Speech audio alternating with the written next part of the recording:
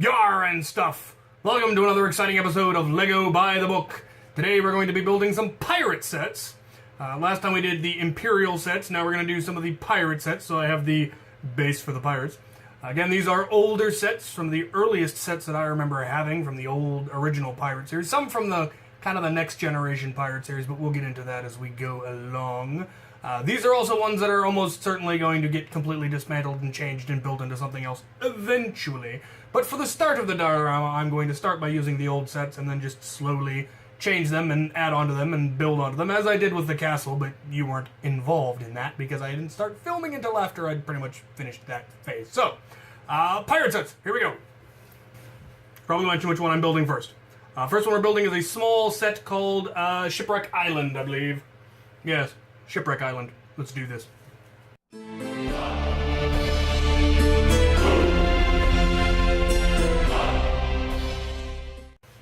And there it is! The Shipwreck Island. Not a large set, not as complicated as, say, Saber Island. Much smaller in pieces and grandeur and whatnot. But it was a neat little set. Came with a couple of pirates and a half a barrel, monkey, parrot, cannon. Always good to have more cannon. There was actually, well, there should be a chest. There we go. In this little area here. So, neat little thing that you could, have your ship sail up on, have your guys get shipwrecked on. Cool little set. Lots of useful parts. Let's move on to the next one. The next one is the Smuggler's Shanty, and it's actually from the kind of the next generation, the second generation of pirates. They switched from the blue Imperials to the red Imperials. Not sure why. Kind of a switch from French to English if you wanted to get, technical with that sort of thing, since the French had blue uniforms usually. Which is very handy for those people who nowadays want to build, big, either Revolutionary War or Napoleonic War armies. They have all of the figures to do that, which I've seen done, which is pretty cool. You could also have, either had them be different factions, like French versus British, or I always did it, the blue were the infantry and the red was the navy, I think is how I did it. I might have done it the other way around, but I always had them be part of the same faction rather than separate factions, but you could if you so felt. So, let's get this thing built.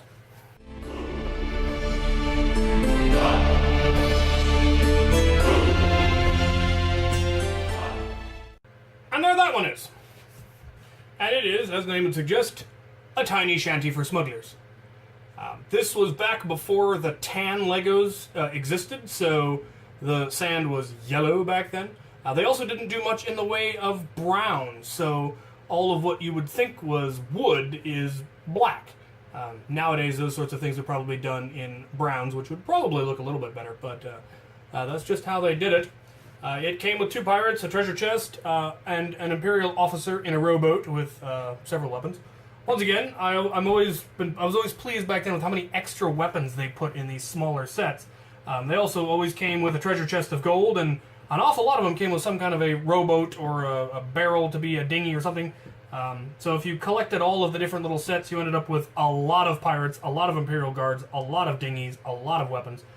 It was easy to do army building back then. It's a little bit more difficult nowadays. They don't put nearly as many figures in sets as they used to, even in the smaller ones. So, all right, on to the final one for this video.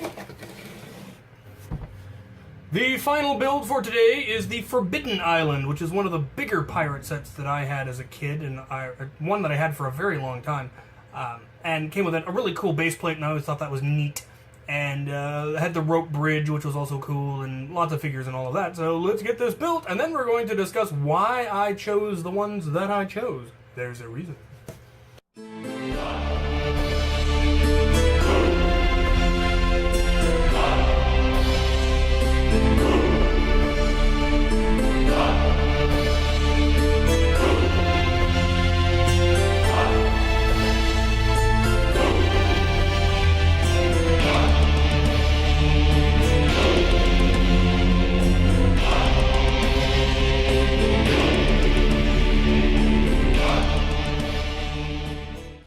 Alright then. Here we have the Forbidden Island, which I think is pretty groovy. it came with a shark. The Smuggler's shack actually came with a shark too, but I forgot to include it. It also, another cannon, 3 pirates, 1 Imperial Guard trapped in the prison. Neat stuff. Lots of parts for building a bigger thing if you wanted to eventually. You've got the mast if you wanted to make your pirate ship bigger, which of course is what I ended up doing with it. Comes with a whole barrel of extra weapons, 2 extra swords, 2 extra muskets, obviously to arm the Imperial Guard and the guy in the rowboat. In the little area here, if you pull this pin, this trapdoor can fall to drop someone into the prison. It doesn't actually cause it to fall. It's not a loose hinge, but it allows you to then push it down, and then putting the peg back in automatically raises it back up. This is one of the exceptions. When I said that a lot of these old sets didn't have specialty parts, this one kind of did. The staircase and the bridge were distinctly unique to this set and another set, a bigger one. And if you didn't have those, it'd be very difficult to recreate this set. But since I own this set as a child, I actually have 2 of them. I have 2 of this island, so I must have 2 of this set. I had extra. I had the parts. So there you have it. Now we get into the question of why did I choose the pirate sets that I did? And it is because I believe they were possibly intended to be combined. I don't know if they were actually designed that way, but it certainly seems that way to me, or at least it certainly works out particularly well. We have the Smuggler Shack, which has this yellow base plate, which we would think wouldn't integrate well. However, we could very, very easily remove it from its base plate right there into that side of the Forbidden Island, giving us a little shanty on our island. The Shipwreck Island, even though it has its own little island base plate, which is lovely and all, can also easily be integrated in.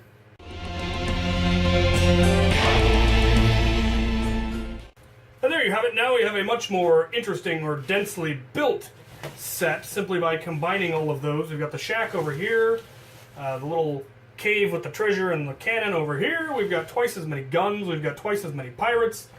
We've got our pirate boat, our Imperial boat. 3 times as much treasure now. Fabulous. We've got our little guy in the dinghy.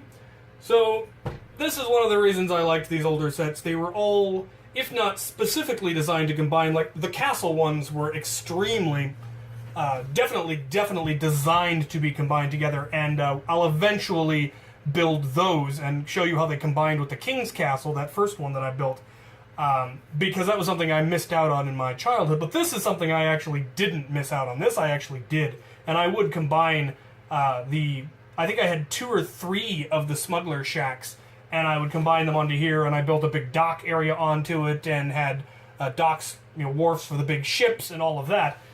And I just thought it was really neat how the little sets could easily be combined with the bigger ones. So there you have it. That's today's Buy the Book. I hope you enjoyed it. If you have any suggestions, comments, concerns, ideas, requests, go ahead and put them in the comments below. And as always, thank you for watching.